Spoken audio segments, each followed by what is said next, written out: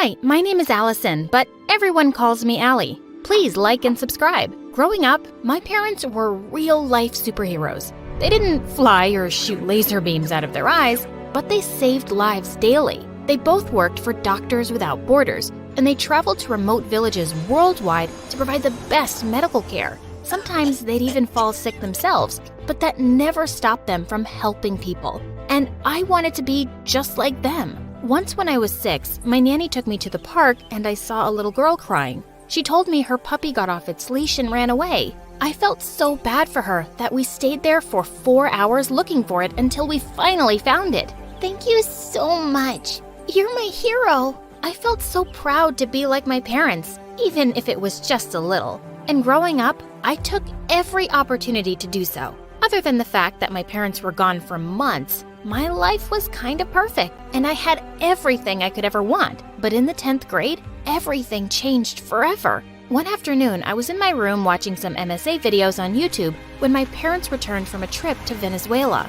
As I hugged them, I noticed a girl my age standing behind them. She was small and thin, and she held a cane as a walking stick. She also wore very large headphones and looked bored. My parents welcomed her in and then turned to me. Honey, this is Gabriela from Venezuela. We adopted her. She's your new sister. We know this will be an adjustment, but just think of this as the new chapter for us as a family. What the heck? An adjustment? This was a bombshell. You didn't think to mention it before now? ¿Qué estás diciendo? Está hablando demasiado rápido. Does she speak any English? How am I supposed to, talk to her? ¿Puedo hacerle un dibujo si eso ayudaría? She wants to draw you a picture. Gabriela pulled out a small notepad and drew a picture of a girl riding a cow. Ya, la niña soy yo y la vaca eres tú. She pointed to the cow and then to me. Then she pointed to the girl and back at herself. Did she just call me a cow? No, she's just excited for you guys to play with each other. We didn't even have an extra room, so it turned out she'd be sharing mine. My parents had lost their minds. Here, you should take my bed, and the mattress might not be that comfy. Gracias, hermana. Si te sientes incómoda, ni siquiera me importa. You're welcome, I guess. On Monday, my parents enrolled Gabriela in my school. I had to babysit her the entire day. I was late to every class because she couldn't walk very fast, and explaining the situation repeatedly to the teachers was exhausting. It was also hard to communicate with her. And at home, sharing a room with her was awful. I had no privacy, and she snored. I hugged my pillows around my head, but nothing helped. I wanted to scream. When I couldn't take it anymore, I went downstairs to sleep on the couch. I was just about to doze off when I got a text from my boyfriend Trevor. Hey, wanna go out for a walk? I'm outside. We'd met a couple of months ago when we signed up for a karate class, and we'd been inseparable ever since. I quickly got dressed, making sure to be as quiet as a mouse and not wake up anyone. Then I slipped out the window and ran down the driveway. As soon as I saw him, I jumped into his arms. You will not believe the day I've had. Try me. We began walking down the street hand in hand, and I told him everything. By the time I finished my rant, he hugged me and offered to translate for me at school to make things easier with Gabriela. At least someone was on my side. When I got home, I was relieved that everyone was still sound asleep. I peeked over at Gabriela, and I noticed some papers lying underneath the bed. When I checked them, I saw she'd worked on some pretty advanced math equations. She even scribbled out the parts where the teachers had made mistakes. Wow, this girl was a genius. Suddenly, I had an idea. The school hosted a huge Math Whiz competition, and the grand prize was a full scholarship to university. If she won this, she'd be set for life. And if I helped her, maybe we'd be on better terms with each other. The next day, I signed her name up and looked for her everywhere to tell her the news. I finally found her on the playground with Trevor. When I came over, Trevor put his arm around me, and suddenly her face dropped. Okay, good, you've met. Babe, I need you to tell her some amazing news for me. I excitedly told him everything, and before he even finished translating, Gabriela exploded. Hiciste qué? Wait, was she mad? Why are you butting into my business? Shut the front door. So wait, you suddenly speak perfect English? Why have you been trying to lie to us this whole time? Gabriella suddenly looked so mean. Just to bother you, because I can? And how dare you sign me up for something without even asking me? I was just trying to do something nice for you. Well, stop. I don't need anything from you. With that, she stormed off. And I was shocked. I tried to tell my parents that she'd lied about not knowing English, but they were so in love with her, they didn't believe me. Come on, honey. Why would she do that? I know it's hard for everyone to adjust. Try and be more cooperative, please. Are you freaking kidding me? Whenever she was around them, she acted all sweet and innocent. But every time they left the room, she was a totally different person. Your parents didn't believe you, did they? Gosh, they're so stupid. Hey, don't talk about them like that after everything they've done for you. So what? Now they're some kind of heroes and I should worship them for saving a poor little girl like me? Well, I didn't ask for it. They just did it to feel good about themselves. As she walked off, I was stunned. This girl was really something, and she seemed to hate us all.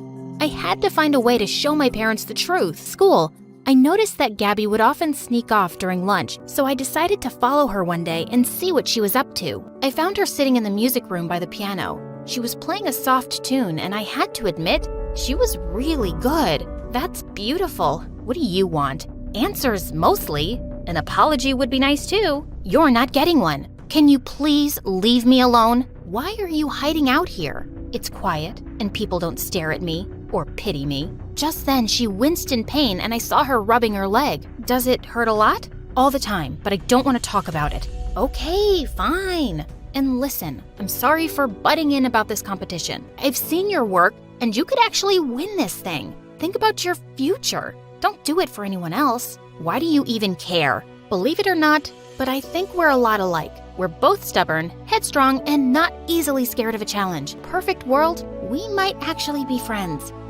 I doubt it, but I guess getting some independence won't be so bad for me. You've got nothing to lose, right? When the competition came around, Gabriella aced it. She solved all the questions and left everyone else in the dust. My parents, Trevor, and I cheered her on happily as she received her award. And later at dinner, Gabriella even confessed about lying to everyone. I'm really sorry for not being honest. I don't know what came over me. Although Mom and Dad were shocked to hear her perfect English, they accepted her apology happily. They also apologized to me, and I felt so relieved. The next week at school, she was on cloud 9.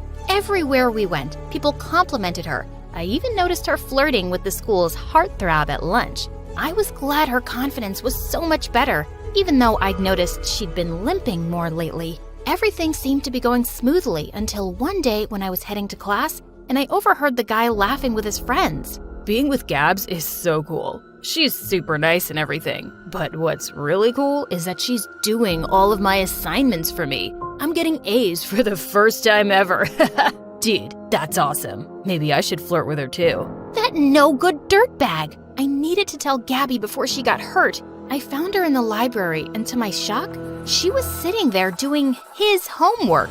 You need to throw that in the trash. That guy is no good. ¿Qué?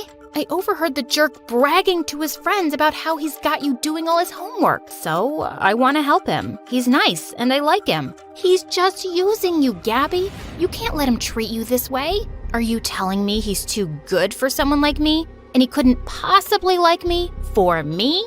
No, that's not what Because I'm the freak with the disability, right? Why would you even think that? I've been trying every day to bond with you, but you're so difficult. What is your problem? Everything. I hate it here. I'm just this charity case you parade around to tell people how good you all are. You don't really understand me, and I wish I'd never come here. I couldn't believe her. After all this time, I thought we'd gotten past that, but I guess not. Well, if you're so miserable, then go. Who's stopping you?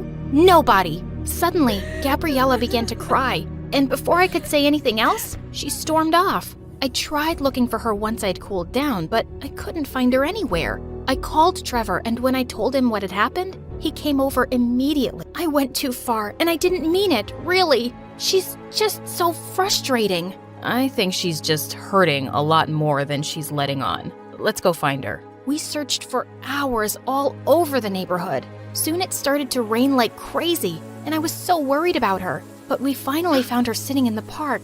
She was drenched and shivering like crazy, so I quickly wrapped my jacket around her. I'm not sure what's going on with you, but think it has less to do with me and more to do with this. I picked up her cane. Gabby looked at me with tears in her eyes. So unfair. I'll never be a normal girl like you. That's not true. Whatever's going on, Gabby, we will handle it together as a family. Why would you even want me? I'm just a big mess. That's why no one's ever wanted me. We want you, stupid, but you have to stop pushing us away. I'm not getting any better. I'm just a huge burden. No, you're not. You'd know that if you took a second to get to know us. Please, just come home. I held out my hand to her, and when she took it, I hugged her tight. We're a family now. Get used to it. The next day, we took her to the hospital, and after many tests, Gabby was diagnosed with a rare muscle condition. The doctors started her treatment, and she had to be at the hospital for a few weeks. I stayed by her bedside every day, refusing to go home until she did.